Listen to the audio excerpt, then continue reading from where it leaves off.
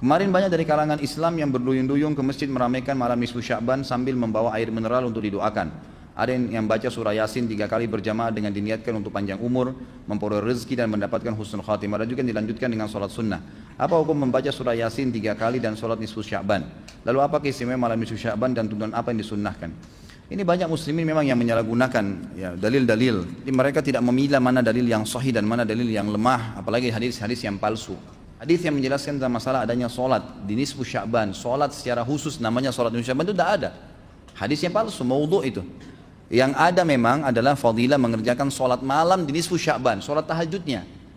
Solat tahajud seperti biasa, tapi khusus malam nisfu Sya'ban punya fadilah. Karena disebutkan dalam sebuah riwayat yang sahih bahwasanya Aisyah radhiyallahu anha pernah mendapatkan giliran nginapnya Nabi SAW di rumahnya. Terbangun tengah malam, dia melihat Nabi SAW tidak ada di sebelahnya. Maka Aisyah radhiyallahu anha terbawa rasa cemburu. Dia memakai bajunya kemudian mengelilingi rumah-rumah Nabi yang lain, ya, istri Nabi yang lain, takut Nabi ada di sana gitu. Diketukin satu-satu ternyata nggak ada. Lalu Aisyah tergopoh-gopoh pergi ke masjid mendapatkan Nabi SAW sedang sholat. Begitu Nabi SAW lihat Aisyah lagi ngos-ngosan jalan gitu kan, kena buru-buru. Kata Nabi SAW, wahai Aisyah, kau cemburu lagi? Ini adalah malam nisfu Sya'ban. Artinya saya sholat malam ini karena ini adalah nisfu Sya'ban. Ini hadis yang sahih gitu kan. Dan memang dianjurkan oleh para ulama, mereka mendirikan sholat malam di malam nisfu Sya'ban itu sholat tahajudnya, tidak ada malam khusus, tidak ada sholat khusus namanya malam nisfu Sya'ban. Siang harinya dianjurkan seseorang berpuasa, karena Nabi SAW memang memperbanyak puasa. Terlebih lagi nisfu Sya'ban itu, ya, kenanya malamnya itu berarti puasa tanggal 14, kalaupun nisfu Sya'bannya malam hari ke-15, dan kita tahu ada puasa Iyamul Bid, ada 13, 14 dan 15, itu kita dianjurkan puasa 3 hari, kan gitu. Tapi tidak diniatkan khusus puasa nisfu Sya'ban, khusus puasa itu. Karena memang secara umum Nabi SAW puasa sebulan penuh, di bulan Sya'ban.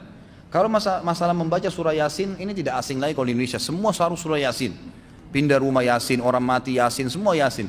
Ditanya dalilnya, nggak ada dalil, gitu kan. Hanya karena surah Yasin dikatakan jantungnya Quran. Itu pun hadis yang lemah, karena dalam sanadnya ada orang yang pendusta, gitu kan. Tapi ini diamalkan.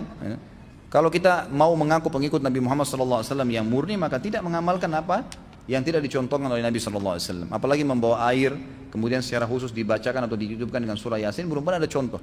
Belum pernah ada contoh. Allahu a'lam. Saya tidak menyalahkan ya. Yang mau kerjakan itu silahkan, itu hak dia.